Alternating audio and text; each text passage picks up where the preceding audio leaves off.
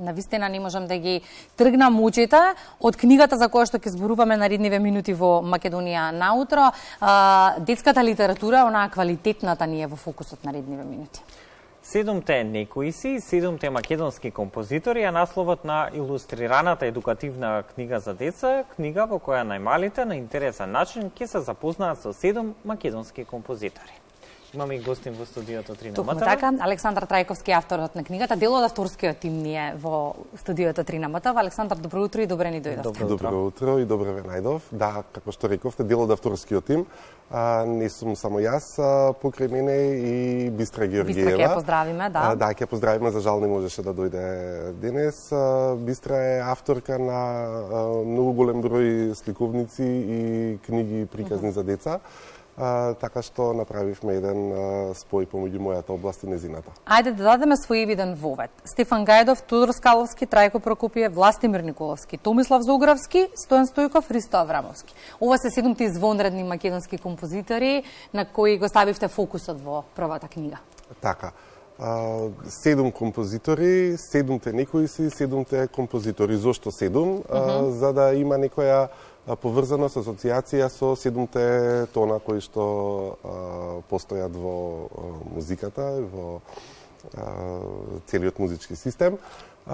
И зошто овие 7 композитори? Заради тоа што кога се размислувавме како да ја концепираме книгата, сакавме да бидеме да започнеме со оние кои што оставиле најголем печат. Се одлучивме за почетоците на македонската композиторска школа, почнувајќи од најстарите композитори, па од секоја генерација одбиравме по еден композитор, од секоја генерација до ние постарите композитори, така што дојдовме до една убава бројка од 7 имиња, од 7 наши творци кои што оставиле голем печат во македонската музичка историја и со тоа заслужуваат и треба да бидат запознаени од страна на најмалите, од страна на децата. И оно што верувам дека прави книгата посебна, но и особено атрактивна за децата е илустрациите, кои што мора да признаеме дека се многу внимателно изработени, а во моментов ги гледаат секако и нашите гледачи од содржината на книгата. Го задржува вниманието и на возрастните, а не само на децата. Да, тоа ни беше исто и искрено и целта, значи да не биде само децата да може да сакаат да ги гледаат, да ја листаат оваа книга, туку и возрастните, нивните родители, да може со нив да кога ќе читаат, кога ќе се запознаваат, кога ќе им посочуваат каде на што да обрнат внимание и ним да им биде интересно. Илустрациите се работени од илустраторката Наталија Лукомска и ова е и тие нормално ја следат текот на книгата на приказните и она што би сакал да потенцирам, ова е прв пат во македонската публицистика да композиторите да не се представени преку фотографии, туку се представени преку илустрации. Значи, тие се насликани и на тој начин уште повеќе се доближени до детската мисла, до детската фантазија, детската имагинација. Постојано зборуваме дека македонското културно наследство и луѓето кои што дале придонес за истото треба многу внимателно да ги чуваме од заборав и за генерациите кои што доаѓаат. Па се чини, Александар, оваа книга ја има токму таа цел? Па јас се надевам дека ќе ја оствари таа цел, точно таа цел и се надевам дека ќе ја оствари, заради тоа што нели кога е нешто фокусирано, кога е правено, одиме кон тоа да го реализираме. Поентата е токму тоа, од најмала возраст да ги запознаеме децата со она што е наше културно наследство, со наш културен идентитет, со сето она што представуваат почетоци на една, како што реков, композиторска школа.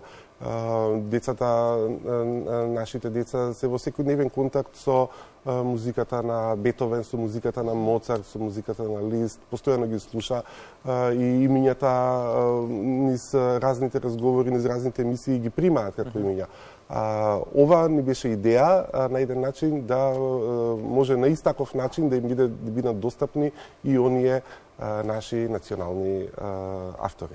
И она што верувам дека ќе ги интересира гледачите, каде може да се најде книгата и да напоменеме дека ова утро имаме и подарок за нашите гледачи. Да, книгата може да се најде во книжарниците на литература, на 3 или Полица. А денес, нели во духот на новогодишните празници, а и секако бидејќи книгата е наменета за деца, а децата најмногу ги сакаат подароците, сите ги сакаме подароците, меѓутоа најмногу сакаме на деца да им подаруваме и веќе подариме една книга за оние кои што ќе бидат заинтересирани да ја имаат.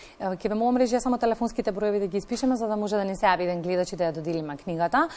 Споменавме за чувањето на македонското културно наследство, тоа треба да го правиме сите како поединци, но како вашиот впечаток го правиме ли од една страна и од друга страна колку државата и системот го прави тоа? Па јас колку што забележувам има обиди, не обиди, туку има и желба да се прави тоа и од нас како поединци, можеби не секој подеднакво и не секој може да го направи тоа, меѓутоа тој кој што може гледам, мислам дека се труди. Во последниот период можам да забележам дека и системски се работи на тоа да биде културното наследство да биде ставено во преден план, да му се даде примат. Нормално тука има многу работа, уште многу работи треба да се направат, да се подобрат во таа смисла.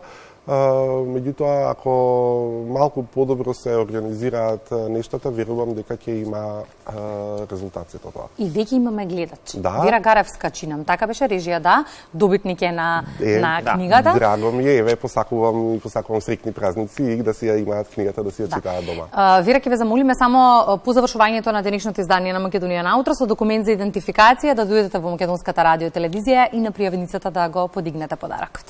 Да, и Александар, ќе има ли други продолженија? Споменавме, во оваа книга се офатени само 7 македонски композитори. Ќе имаат ли можност децата да учат и за другите македонски уметници? Да, тоа ни е идејата.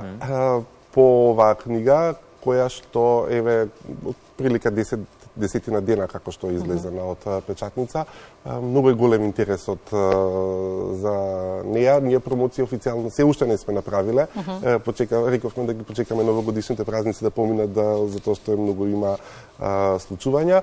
Меѓутоа и без таа промоција гледам дека интересот е голем. И целта ни беше токму таа, покрај овие 7 композитори, ние да продолжиме потоа со една друга фаза, да бидат и композитори, да бидат офатени и уметници на ист ваков начин, со детски приказни, кои што ги работеше мојата партнерка во пишувањето на книгава Бистра, која што ги осмисли приказните да бидат достапни до таа возраст и нормално со една истиот концепт, со една мини музичка енциклопедија и поим на објаснување на музички поими во вториот дел од книгата. Новата генерација деца се визуелна генерација. Прво гледаат, потоа читаат и веројатно за тоа толку многу се внимаваше и на илустрациите кои ги спомена Никола. Гостени сте во Македонија наутро со неколку поводи. Првата е книгата, втората е значајна за вас, значајна и за нас, која што споменавме во неколку наврати како држава треба да ги цениме квалитетните луѓе кои што ги имаме, па во тој контекст добитници сте на највисоките признанија за публицистика државната награда Мито Хаџивасилев Јасмин. И сега оно што е интересно, по предлог сте на маестра Бистра Чадловска, но иницијатива која што сите релевантни институции ја прифатија. Да, тоа мене особено лично ми е драго ми е што ја добив наградата, мене ми значи наградата многу. Меѓутоа ми е многу драго и ова што го спомнавте. Покрај тоа што маестра Бистра Чадловска ја поднесе иницијативата, зад кандидатурата застана речиси сите најрелевантни културни институции, како што се Националната опера и балет, Кинотеката на Македонија, Фестивалот Охридско лето, Сојузот на композитори, Балканскиот музички форум, добив индивидуална поддршка од истакнатите уметници Милка Евтимова и Валентина Велковска-Трајановска, што мене, уште еднаш ќе кажам, ми представува една лична сатисфакција дека сето она што сум го работел изминатиот период е препознаено. Неколку пати во текот на денешното издание на утринската програма споменавме дека 2022 година беше тешка година за многумина. Пошто вие ќе ја паметите оваа година и кои се очекувањата и плановите за 2023? Да, беше тешка и нормално и јас сум дел од тешкотиите. Но вам ретко успешна. Но тоа сакам да речам. Беше тешка, меѓутоа лично јас ке си ја паметам како успешна година, заради тоа што покрај оваа книга јас издадов уште една книга која што ја промовирав токму тука кај вас. Тоа би сакал да напоменам дека за оваа награда Мито Хаџивасилев Јасмин, сите книги за кои што ја добив наградата, сите книги што сум ги објавувал, тоа Сабајлево си го реминисценцирав, ми се промовирани токму во вашата емисија и вие сте дел од мојата награда. Имаме заслуга за наградата, да, добра е. Да.